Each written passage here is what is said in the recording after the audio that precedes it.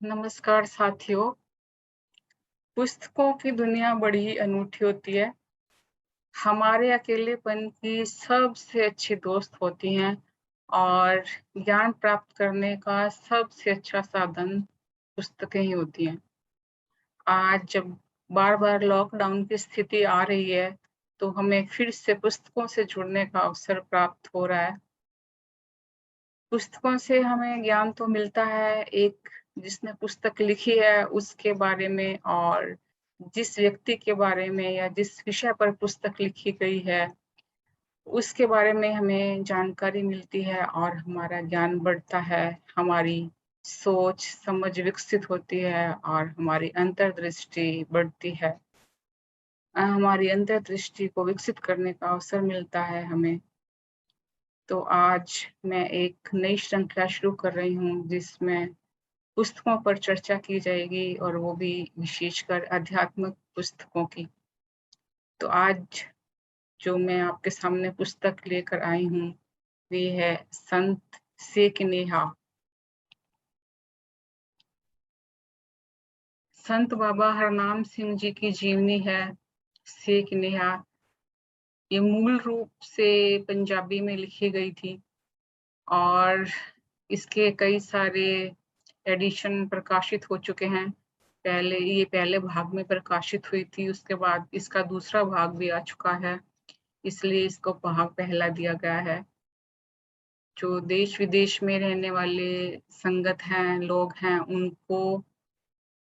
उनकी माँग थी कि इस पुस्तक का प्रकाशन अंग्रेजी में भी हो, तो इसका बाद इस पुस्तक का अनुवाद अंग्रेजी में भी किया गया और हिंदी के पाठकों की डिमांड पर कि ये पुस्तक हिंदी में भी होनी चाहिए, तो प्रयास के बाद इस पुस्तक का अनुवाद हिंदी में भी मेजर सुरिंदर कौर ने किया। तो क्योंकि मैं हिंदी के पाठकों के लिए ये वाला चैनल है, तो हिंदी के पाठकों के लिए ये जानकारी दे रही हूँ, तो मैं हिंदी वाले इस भाग की आपको जानकारी दूँगी। पुस्तक तो सेम ही है, जो उसमें कंटेंट है, जो उसमें लिखा गया है, वो सब वही है। जो मुख्य रूप से जो मूल रूप से पंजाबी की पुस्तक है और हिंदी की पुस्तक है, उन सबको मैंने 2-2 3-3 बारी पढ़ा है और हर बारी पढ़ने पर एक नई दृष्टि मिलती है। तो इसके जो लेखक हैं वो हैं संत बाबा सेवा सिंह जी। दोनों ही आध्यात्मिक दृष्टि से काफ़ी उन्नत व्यक्ति हैं, तो हम भी उनके जीवन से कुछ सीख सकते हैं। तो सबसे पहले पुस्तक के अंदर जो लिखा है उसके जो जिनके हम जीवन गाथा के बारे में जानना चाह रहे हैं, उसके बारे में कुछ लोगों ने क्या लिखा है, पहले हम उनके बारे में भी जानेंगे कि वो क्या कहना चाह रहे हैं। तो संत बाबा हरनाम सिंह जी की तस्वीर है, जिनकी हम जीवन गाथा के बारे में बताने जा रहे हैं। तो चलिए हम बढ़ते हैं आगे पुस्तक की तरफ। सबसे पहले मैं वर्णन करना चाहूँगी जो दमदमी टकसाल के जो जत्थेदार हैं ठाकुर सिंह जी, उन्होंने इस पुस्तक के बारे में क्या लिखा है? उन्होंने लिखा है, ये गुण भरपूर श्रेष्ठ ग्रंथ शेख नेहा पढ़ा और इस पर विचार किया है। सत्कार योग्य परोपकारी महापुरुष ब्रह्मज्ञानी संत बाबा सेवा सिंह जी ने महान परोपकार और सबकी भलाई के लिए इस ग्रंथ की रचना की है। बाबा सरबजीत सिंह जी, उन्होंने जो ऊना साहिब हिमाचल प्रदेश में है, उन्होंने इस पुस्तक के बारे में क्या कहा है कि पूर्ण ब्रह्म ज्ञानी तत्ववेता गुरु की रहत में परिपक्व गुरु के दूल्हे संत सिपाही श्रीमान संत बाबा हरनाम सिंह जी रामपुर खेड़े वाले, जिन्होंने जिला होशियारपुर जहाँ के निवासी किसी समय निरंकारी बाबा गुरु नानक साहिब जी के मिशन से काफी दूर जा चुके थे। वे के एक बेआबाद उजड़े वीराने थे पर आकर डेरा लगाया, जिस थे को लोग भूतों प्रेतों का डेरा कहा करते थे और इस वीरान जगह का उनके मन में बहुत भय था।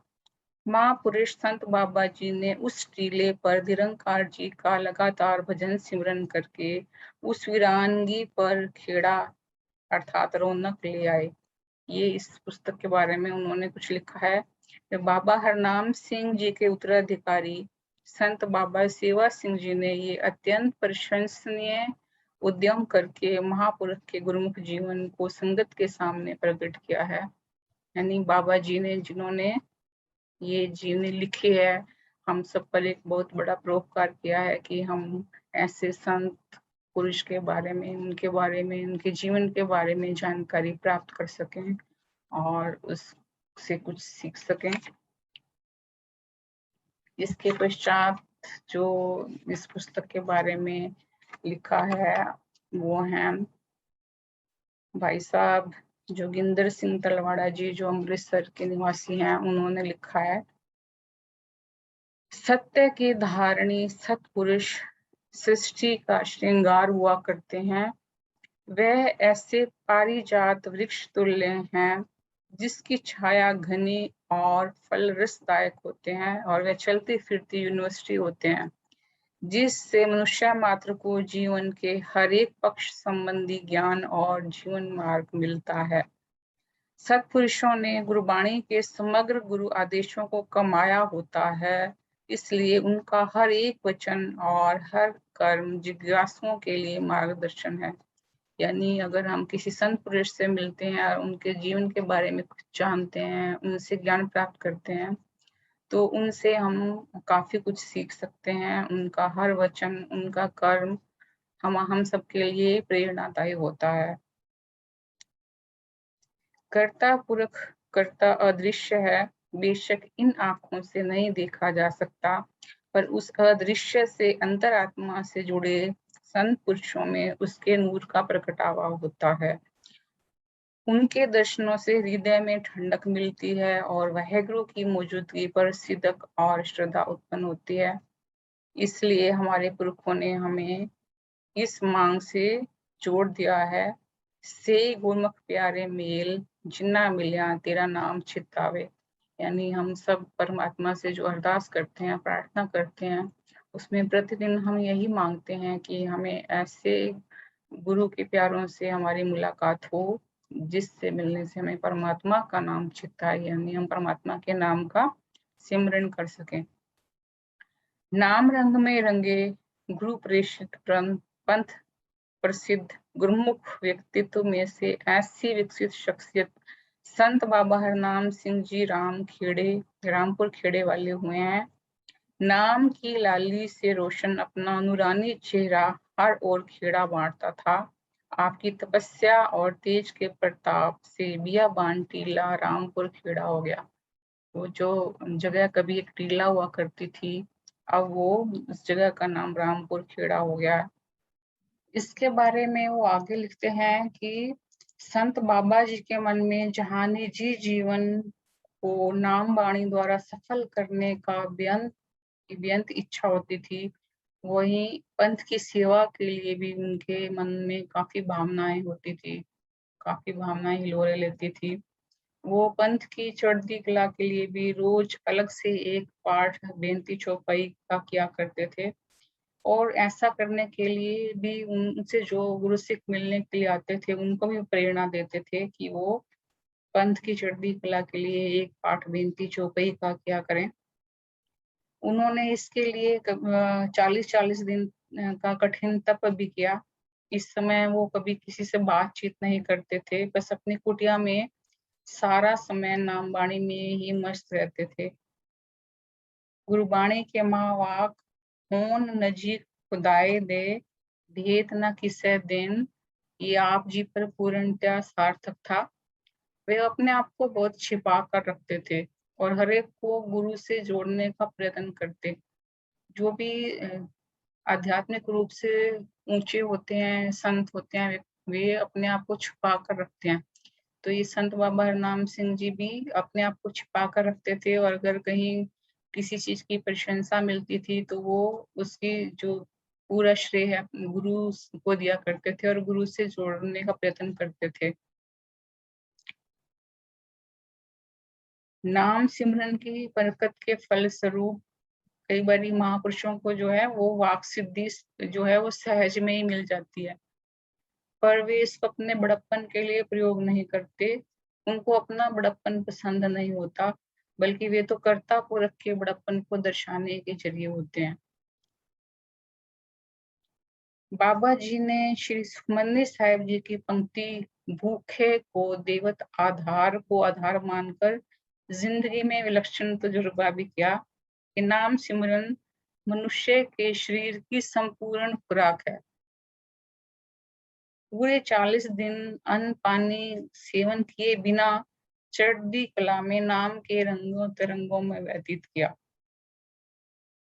इस पदार्थवादी युग में किसी नास्तिक रीति वाले मनुष्य को चाहिए ये बात अनहोनी लगे, मतलब हम सबको लगे कि ये सही नहीं है कि उन्होंने 40 दिन तक बिना कुछ खाए पिए व्यतीत किया, लेकिन ये किसी भी भाग्यशाली जीवों को जो गुरबाणी और की कमाई करते हैं, तो ये उनको ये बात अचंभे वाली बिल्कुल भी नहीं लगेगी।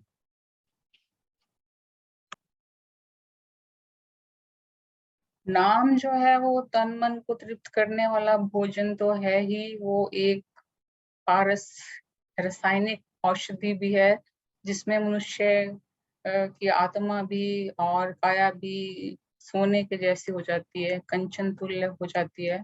बाबा जी ने ये नाम औषधि स्वयं पर भी प्रयोग की और दूसरों पर भी प्रयोग करने की उनको भी प्रेरणा दी।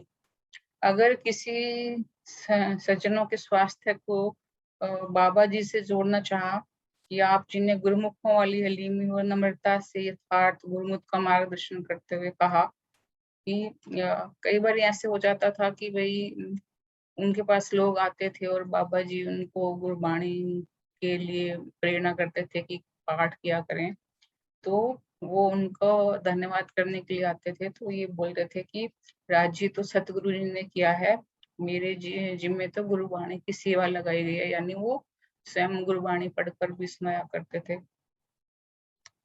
निस्संदेह नाम की कमाई करने से या गुरुमत को दृढ़ करवाए संयम में रहते आदि व्याधि उपाधि तीनों ही प्रकार के रोग नजदीक नहीं आते। यानी जो नाम सिमरन से गुरबाणी से जुड़ जाते हैं तो उनको शारीरिक रोग, मानसिक रोग या फिर कोई दुर्घटना वगैरह वो उससे मुक्त रहते हैं। पर कई बार ऐसा होता है कि इसमें इस पक्ष में भी अपनी भूल के कारण या फिर अपने पूर्व कर्मों के भुगतान की वजह से शरीर रोगी भी हो जाए तो वाहेगुरु जी के ओट आश्रय से किसी औषधि का प्रयोग करने में कोई हर्ज नहीं। वो ये भी कहा करते थे कि गुरु जन्म, क्योंकि हमें अपने कर्मों का फल तो भुगतना पड़ता है, तो अगर किसी पूर्व जन्म के कारण हम किसी बीमारी से युक्त हो जाते हैं तो फिर जो औषधि है वो उसको लेने में कोई हर्ज नहीं है। लेकिन वो ये भी कहा करते हैं कि दवा ने तो तभी कारगर होना है, यानी दवा से जो हमें इलाज मिलेगा वो वाहिगुरु की कृपा के बगैर नहीं होगा। कहते थे औखद आए रास विच आप लोया। ऐसे बाबा जी के जीवन की एक और घटना के बारे में वो कहते हैं कि जब उनके अंतिम पड़ाव में वरियाम सिंह नर्सिंग होम अमृतसर में उनका इलाज चल रहा था, तो एक दिन बीमारी के कारण वो निढाल थे। तो डॉक्टर हरचरण सिंह ने विनती की, बाबा जी आप अंत्यग्रहण से कर्ता पुरख से एक हो, तो आप क्यों नहीं उनसे विनती करते कि वो आपको स्वस्थ कर दें। तो बाबा जी हंस पड़े और वचन किया, डॉक्टर साहब इस मिट्टी के शरीर जिसने आज या कल मिट्टी की ढेरी हो जाना है, उसकी खातिर मांग मांगने से क्या फायदा।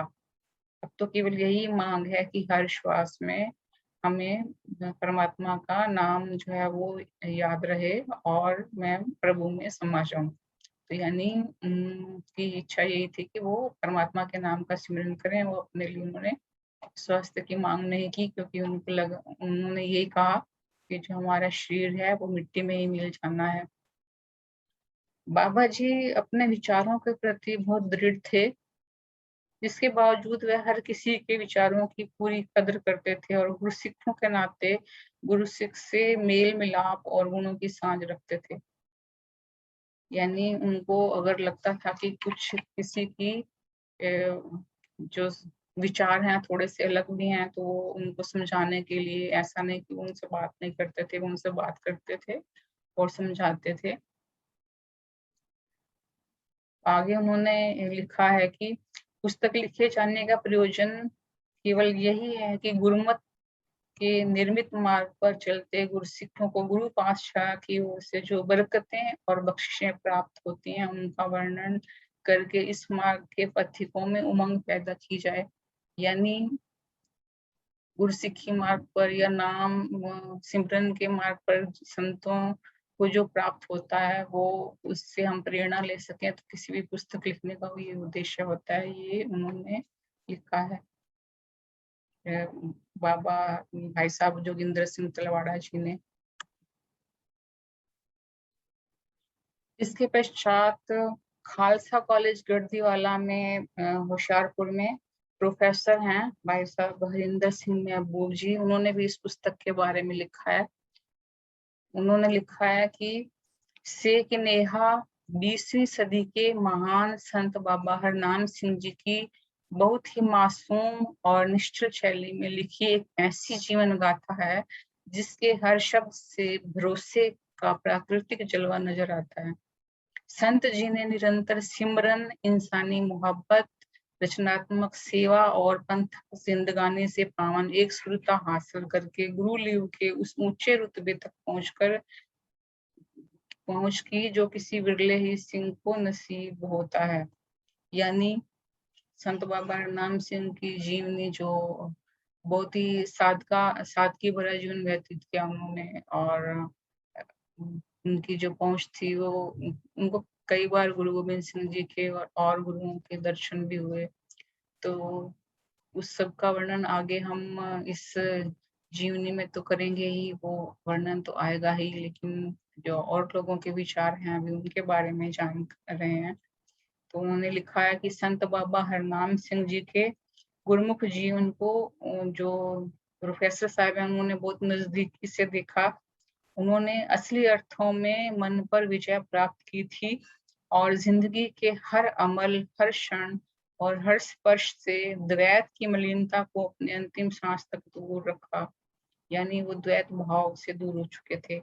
शेख नेहा के मधुर सादगी में वर्णित जीवन दृश्य उषा की मधुर पावन की तरह रूहानी स्वाद से भरपूर है और गुरबाणी के गहन गंभीर रहस्यों की एक उज्जवल तस्वीर खालसा पंथ के सामने लाते हैं। तो ये उन्होंने इसके बारे में यहाँ ये जिक्र किया है कि उनका जीवन बहुत ही सादगी वाला था।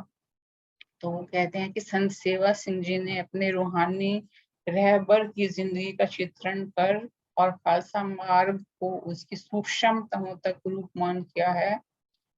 भाग्यशाली व्यक्ति इसको पढ़ सुनकर और गुरु गोविंद सिंह जी के बताए हुए मार्ग पर चल सकते हैं। ऐसा प्रोफेसर हरिंदर सिंह महबूब जी ने इस पुस्तक के बारे में थोड़ा सा जो मैं वर्णन कर रही हूँ, क्योंकि मैं पूरा का पूरा तो आपको नहीं पढ़ कर सुना रही, मैं सिर्फ एक आपके मन में जिज्ञासा पैदा कर रही हूँ कि आप इस पुस्तक के बारे में ऐसा जानकर उसके बारे में और पढ़ें और जानकारी प्राप्त करें। और इस पुस्तक के बारे में आपको कोई माया भी खर्च करने की आवश्यकता नहीं है, क्योंकि ये पुस्तक की जो भेटा है वो आप इसमें लिखा हुआ है अमल और विचार। यानी इस पुस्तक को पढ़कर हमने उस पर अमल करना है और विचार करना है और अपनी जिंदगी में उसको लागू करना है। इसके लिए माया भी देने की आवश्यकता नहीं है, आपको ये पुस्तक फ्री में मिल जाएगी। तो ये कहाँ से मिलेगी मैं ये आपको बताऊंगी आगे। वहाँ का एड्रेस मैं आपको बाद में बता दूंगी कि जो भी इसके पढ़ने के इच्छुक हैं वो इस पुस्तक को कहाँ से प्राप्त कर सकते हैं। तो हमें पुस्तकों की दुनिया से जुड़ने के लिए एक नई शुरुआत करनी होगी।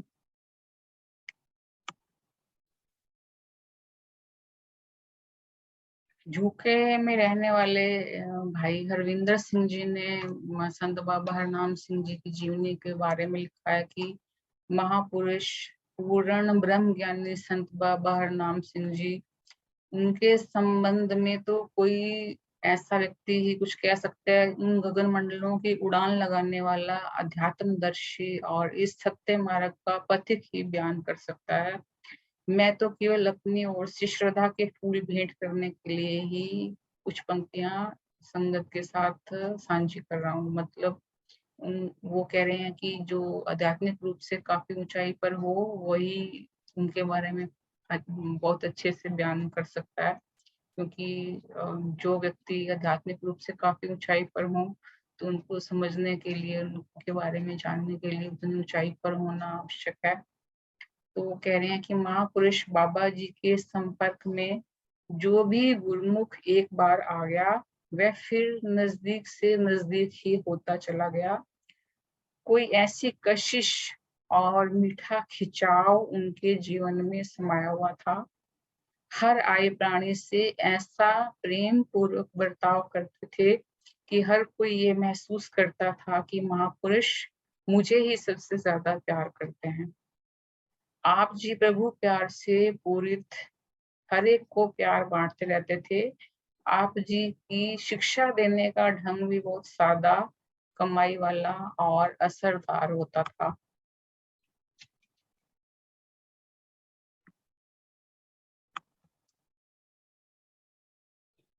एक बारी इंग्लैंड में उन्होंने, इंग्लैंड के निवासी जो थे, उन्होंने बाबा हरनाम सिंह जी से पूछा कि जो हम गुरबाणी पढ़ते हैं, हमें उनके अर्थों का तो कोई पता नहीं होता, तो फिर जो हम पढ़ते हैं, क्या हमें उसका कोई लाभ होता है क्या? तो बाबा जी ने कहा कि बाणी पढ़ते समय अगर अर्थों की समझ नहीं पड़ती, तब भी अक्षरों में ध्यान रखो, और जो अक्षर आप मुंह से बोलते हो, वो ध्यान से कानों से सुनो, पर पढ़ो सुनो बहुत प्यार से। फिर गुरबाणी का धर्म है कि अपना बोध खुद करवा लेती है। यानी कई बार हम सोचते हैं कि हम ऐसे ही अगर पाठ करते हैं, सहज पाठ करते हैं या कोई नित्य पाठ करते हैं, तो हमें अर्थों का पता नहीं होता, तो हम सोचते हैं कि हम ऐसे ही पढ़े जा रहे हैं। तो उन्होंने ये कहा कि अगर हम ध्यान से पढ़ते हैं और मन लगाकर पढ़ते हैं, प्यार से पढ़ते हैं, तो जो गुरबाणी है वो अपने अर्थ खुद ही समझा देती है। यानी हमें अंदर से ही समझ पैदा होती है और हमें उसके अर्थ समझ आने शुरू हो जाते हैं। बाबा जी संगत की सेवा अपने हाथों से करते थे, और संगत के साथ मिल बैठकर गुरबाणी करने पर भी जोर देते थे। वो कहते थे कि एक तो खुद ऊंची अवस्था वालों की संगत में बैठकर पाठ करने से सूरत जल्दी ऊंची हो जाती है। यानी जो हम बार बार सांसारिक जीवन में हम शिक्षा देते हैं कि हमें अच्छी संगत करनी चाहिए, तो वो अगर हम बाणी पढ़ रहे हैं और जिनकी सूरत अच्छी है, ऊंची है, उनकी नजदीक बैठकर करते हैं, तो हमारी सूरत जल्दी ऊंची हो जाती है। दूसरे, अगर हम गुरबाणी के उच्चारण में कोई अगर गलती कर रहे हैं, तो क्योंकि संगत में बैठकर पढ़ रहे हैं, तो उसकी सुधाई भी हो जाती है। यानी हमारे जो हम सीख लेते हैं कि सही किस तरह से पढ़ना है। तो ऐसे ही जो बाबा जी थे वो बहुत दरिया दिल थे। वो अगर किसी से सेवादार से गलती भी हो जाती थी और वो माफी मांग लेते थे, तो वो मजाल है कि वो जिंदगी भर उसकी गलती को कभी बताते हों या फिर दोहराते हों। और वो अपने जो भी वचन देते थे किसी को, तो वो अपने दिए हुए वचनों के बड़े पाबंद रहते थे। ऐसी एक घटना के बारे में वो जिक्र कर रहे हैं कि पाठ के भोग के समय रसूलपुर में जाने का उन्होंने एक प्रेमी को वचन कर दिया कि वो भोग के समय पहुंचेंगे। लेकिन जिस दिन भोग पड़ना था, उससे पहले दिन और रात लगातार बहुत मूसलाधार बारिश होती रही। यानी आने जाने के सारे रास्ते ही बंद हो गए। और वो लोग जो जिन्होंने बुलाया था वो सोच रहे थे कि भाई अब बाबा जी कैसे आएंगे, वो मौसम को देखकर उनको लगेगा कि महापुरुष तो नहीं आ सकेंगे। लेकिन उनको अपनी आंखों पर यकीन नहीं हुआ जब बाबा जी स्वयं वहां पर पहुंच गए। एक नियम और जो अपने जीवन पर्यंत उन्होंने निभाया वो ये कि कहीं भी यात्रा पर जाते तो कम से कम 5 पाठ बेनती चौपाई की क्या करते थे और साथ में अरदास करते थे, और रोज कम से कम 27 पाठ बेनती चौपाई के करके गुरु पंथ और गुरु स्थानों की चढ़ती कला के लिए अरदास करते थे। वैसे तो सारा जीवन ही उनका गुरु पंथ के लिए था और गुरु से वो जुड़े हुए थे, लेकिन एक नियम था, यानी 5 पाठ बेनती चौपाई के कहीं जाने से पहले करते थे और अरदास करते थे, और 27 पाठ रोज वो पंथ के लिए क्या करते थे। तो ये उन सज्जनों के विचार थे जो बाबा जी से मिले हुए थे और उन्होंने जिन्होंने पुस्तक को पढ़ा और उनके बारे में क्या लगा पुस्तक के बारे में, और उन बाबा जी के बारे में जो विचार साझे किए उसके बारे में लिखा। तो यहाँ पर अब हम आगे देखते हैं कि जो लेखक हैं संत बाबा सेवा सिंह जी, उन्होंने जो पुस्तक लिखी तो उन्होंने क्या विचार किया, क्या सोचा और क्या सोचकर पुस्तक लिखी। तो उसके बारे में वो कह रहे हैं कि परमेश्वर बेअंत है, अंत के दायरे में विचरण करते जीवों के लिए अनंत की पूर्ण सूझ प्राप्त करनी अत्यंत कठिन है, क्योंकि अंत की लपेट से घिरी सीमित बुद्धि की पहुंच में वह अनंत नहीं आ सकता। यानी परमात्मा अनंत है और हम मनुष्यों की बुद्धि बहुत सीमित है, तो हमारी सीमित बुद्धि में वो परमात्मा नहीं आ सकता, जिस कारण अंत के सागर में विचरण करते सांसारिक जीव गफलत की नींद में गलतान होकर अनंत प्रभु से गाफिल हो जाते हैं। यानी हम संसार में विचरते हुए परमात्मा को भूल जाते हैं, तब समय समय पर वे अनंत शक्ति अपना ज्ञान करवाने के लिए अंत की सीमा में भटकते हुए जीव को गोविंद मिलन की इतनी बढ़िया की याद फिर से ताजा करवाने के लिए संत स्वरूप के माध्यम से इस भवजल अंदर प्रकट होकर प्रभु के से मिलाप की तड़प जीव के हृदय में पैदा करते हैं। यानी जो कई सारे संत हैं वो जन्म लेते हैं और हम सबको फिर याद दिलाते हैं कि हमारी जो प्रभु से मिलने की जो हमारे उद्देश्य है उसकी हमें याद दिलाते हैं। यहाँ पर वो लिखते हैं कि संगत ने 7-8 साल से, वो जब ये पहली बार पुस्तक प्रकाशित हुई उससे 7-8 साल पहले से ही संगत बार बार विनती कर रही थी कि भाई संत बाबा हरनाम सिंह जी पर कोई पुस्तक आनी चाहिए। तो वो बार बार विचार करने तो कर रहे थे लेकिन थोड़ा टल रहा था। फिर वो कहते हैं कि संगत के बार बार प्रेरणा करने से और फिर सतगुरु जी के चरणों का ओट आसरा लेकर उन्होंने हुक्म मानकर फिर संत सिपाही, ब्रह्मवेत्ता, पूर्ण गुरु सिख संत बाबा नाम सिंह जी का संक्षेप जीवन लिखने के लिए ये प्रयत्न प्रारंभ किया। जो उन्होंने पुस्तक लिखी उसके बारे में वो चर्चा कर रहे हैं। महापुरुष की जो जीवनी का आधार है उसके बारे में बताते हुए वो कह रहे हैं कि उनकी जीवनी का आधार मूल रूप में वह कैसेट है जिसमें उन्होंने कृपा करके अपने जीवन वृत्तांत जो उन्होंने लंबे समय पश्चात याद रहे 1970 में रिकॉर्ड करवाए थे। यानी संत बाबा हरनाम सिंह जी ने अपने जीवन के कुछ दृश्य, कुछ जो उनको चीजें समझ आई, मतलब जो याद रही उनको, वो जो उन्हें ठीक लगी उन्होंने 1970 में कैसेट में रिकॉर्ड करवाए थे। उस समय कैसेट का ही जमाना था, उसके बाद सीडी आई और उसके बाद तो ये यूएसबी और पता नहीं कितना कुछ आ गया, लेकिन उस जमाने में कैसेट्स हुआ करती थी तो उन्होंने कैसेट में वो अपना जीवन वृत्तांत रिकॉर्ड करवाया था। फिर जो और उन्होंने लिया, कहाँ से लिया उसके बारे में बताते हुए कह रहे हैं कि दूसरे गुरु कृपा से दास को लगातार 35 साल महापुरुषों की श्रेष्ठ संगत उनके आखिरी समय तक करने का सौभाग्य प्राप्त हुआ। यानी जो संत बाबा सेवा सिंह जी हैं वो अपने बचपन से लेकर वो 35 वर्षों तक संत बाबा हरनाम सिंह जी के साथ रहे। तो वो जो भी उन्होंने देखा या प्रघटित हुआ उसके बारे में जो उनको ज्ञात हुआ, जो लिखने का संकोच युक्त यत्न किया, जो उनको ठीक लगा उसको उसमें लिया उन्होंने। फिर तीसरा वो बता रहे हैं कि कुछ और जिज्ञासु जिन्होंने संत बाबा सेवा सिंह जी की पारस संगत से आत्मिक और शारीरिक आरोग्यता मिली, उनसे जानकारी प्राप्त करके लिखित रूप में दिया। यानी संत बाबा हरनाम सिंह जी से जो लोग मिलने आते थे, जिनको शारीरिक स्वास्थ्य मिला और जो मानसिक रूप से कुछ हुए, तो उन सब ने बताया, जो भी बताया कि वो कैसे उनसे मिले और किस तरह से वो उनसे जुड़े और क्या सीखा, उन्होंने जो बताया उसको शामिल करके इसमें शामिल किया है।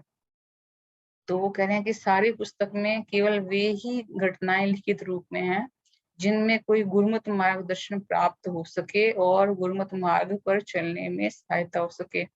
उन्होंने ये बताया कि भाई घटनाएं तो ऐसे बहुत सारे थे, लोगों के ने सुनाई और कही कि भाई उनसे मिलने के लिए आते रहे थे, लेकिन उन्होंने इसमें सिर्फ विशेष उन्हीं घटनाओं का वर्णन किया है जिससे हम कोई शिक्षा प्राप्त कर सकें। बाकी सारी घटनाएं तो उन्होंने इसमें पुस्तक में नहीं दी है, उनको छोड़ दिया है। और वो कहते हैं कि महापुरुषों का जीवन शुद्ध गुरुमुख जीवन था, उनके जीवन में लेश मात्र भी अपनी मत नहीं थी। जो कुछ गुरमत अनुसार लिखा गया है वही महापुरुषों का असली जीवन है। अगर कहीं कोई गुरमत आश्रय से दूर की कोई बात लिखी हो तो वो वो कह रहे हैं, संत बाबा सेवा सिंह जी जो लेखक हैं वो कह रहे हैं कि अगर ऐसा कुछ हुआ तो मेरी अपनी भूल जानकर क्षमा करना। और वो सुझाव भी मांग रहे हैं कि अगर आपको लगता है कि कोई और सुझाव है पुस्तक के बारे में या फिर कुछ और उनके जानने वाले लोग हैं जो संत बाबा हरनाम सिंह जी के बारे में बता सकते हैं, तो उसको आगे आने वाले एडिशन में उसको शामिल कर लेंगे। हालांकि इस पुस्तक के 12-13 एडिशन छप चुके हैं और वो लाखों में पुस्तक, लाखों की संख्या में छप चुकी है और बढ़ चुकी है, और वो भी बिना किसी मूल्य के फ्री में। तो एक तरह से ये सेवा ही है। फिर इसमें संत बाबा जी जो हिंदी संस्करण ये छपा है शेख निया का हिंदी के पाठकों के लिए, तो उसके बारे में भी कह रहे हैं कि जो इसकी शेख निया की जो मूल पुस्तक है पंजाबी में 1991 में तैयार हो गई थी। तो उसके बाद फिर जो विदेशों में लोग थे वो उन्होंने इसका अंग्रेजी अनुवाद मांगना शुरू कर दिया। तो फिर प्रोफेसर सरदार भुल्ला सिंह और प्रिंसिपल बीबी निर्मल कोरमल्ली जी ने इस पुस्तक का अंग्रेजी में अनुवाद किया, जो फिर अंग्रेजी पढ़ने वाले पाठकों को काफी इससे लाभ प्राप्त हुआ। तो जो विदेशों में रहने वाले थे उन्होंने काफी संख्या में संगत ने इसको पढ़ा और लाभ प्राप्त किया। फिर जो हिंदी के पाठक थे उनकी भी लगातार मांग आ रही थी कि भाई हिंदी के पाठकों के लिए भी ये हिंदी में पुस्तक प्रकाशित होनी चाहिए। तो जब इसका पंजाबी में 5वां संस्करण और अंग्रेजी में दूसरा संस्करण छपवाया जा रहा था, तो फिर हिंदी के पाठकों के लिए रिटायर्ड मेजर सुरेंद्र कौर जी ने इस पुस्तक का हिंदी में अनुवाद किया। फिर ये पुस्तक हिंदी में छपी तो हिंदी के जो पाठकों हैं उनकी मांग पूरी हुई, उन्होंने भी इससे लाभ प्राप्त किया। तो जो मेजर बीबी सुरेंद्र कौर जी हैं, उन्होंने इस पुस्तक का हिंदी में अनुवाद किया। तो उस पुस्तक के बारे में उन्होंने क्या लिखा है कि उनको हिंदी अनुवाद की प्रेरणा कहाँ से मिली, तो वो इसमें लिखते हैं कि सन 1995 में गुरमुख प्रेमी रिटायर्ड मेजर तेजा सिंह समरा, वे भी अब इस दुनिया में नहीं है इस समय जब मैं आपसे बात कर रही हूँ, इस पुस्तक पर चर्चा कर रही हूँ, तो वो अब इस दुनिया में नहीं है। तो उनके बारे में बता रही है कि उन्होंने 1995 में ये पुस्तक पढ़ने के लिए सेगिनिया मेजर सुरेंद्र कौर को दी। तो कुछ वर्षों के बाद उनके मन में ख्याल आया कि इस अनूठी पुस्तक को हिंदी के पाठकों तक भी पहुंचना चाहिए। तो फिर गुरु कृपा से उन्होंने इसका हिंदी अनुवाद शुरू किया और बाबा संत सेवा संघ जी से इसकी स्वीकृति मांगी, जो उन्होंने सहर्ष दे दी, क्योंकि संगत की मांग तो पहले से ही चल रही थी। तो इसके परिणाम स्वरूप फिर उन्होंने हिंदी में इसका अनुवाद किया और फिर हिंदी की संगत को भी इससे लाभ मिला। मैं यहाँ हिंदी के पाठकों के लिए ही इस पुस्तक के बारे में जानकारी दे रही हूँ। अब ये जो सब मैंने आज जिक्र किया, ये तो सिर्फ केवल बाबा हरनाम सिंह जी की जीवनी के बारे में और पुस्तक के छपने के बारे में और अनुवाद के बारे में ही वर्णन किया है। इसके बारे में, पुस्तक के बारे में मैं आगे आपको अगले वीडियो में बताऊंगी कि और बाबा जी की जीवनी में के बारे में, कि उनका जीवन कैसा था, कैसे कहाँ जन्म लिया, उनके माता पिता कौन थे और वो उनका कार्य क्या था, और वो गुरु सिक्खी से किस तरह से जुड़ते चले गए, और वो रामपुर खेड़ा जो एक बियाबान जंगल था वहां पर कैसे पहुंचे और किस तरह से उन्होंने वहां पर संगत से जुड़े और कैसे उनका जीवन बीता, उस सब की जानकारी हम आगे जीवनी में प्राप्त करेंगे। तो उसके लिए आप जुड़े रहिए हमारे साथ इस आध्यात्मिक पुस्तक के बारे में, और बाबा संत हरनाम सिंह जी की के जीवन दर्शन के बारे में, उनके जीवन से जुड़ने के लिए हमसे जुड़े रहिए। नमस्कार, सत श्री अकाल।